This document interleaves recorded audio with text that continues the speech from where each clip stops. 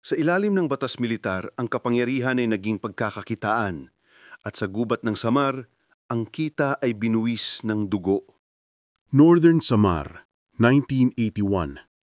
Ang mga sinaunang puno ay pag-aari ng mga makapangyarihan. Ang San Jose Timber Corporation, konektado mismo kay Defense Minister Juan Ponce Enrile. Nang tumutol ang mga magsasaka sa walang humpay na pagtuproso, hindi lang sila pinalayas.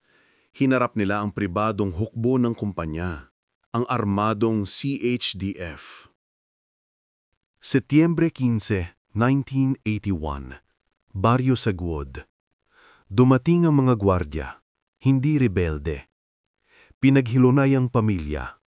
At pagkatapos, ang hiyaw at sunod-sunod na putok. 45.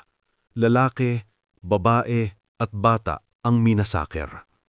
Ang kanilang kasalanan, sila'y hadlang sa trak ng troso.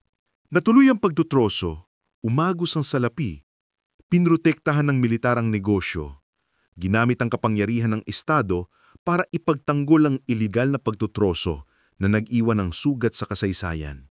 Ito'y hindi digmaan, ito'y pinahintulutang patayan.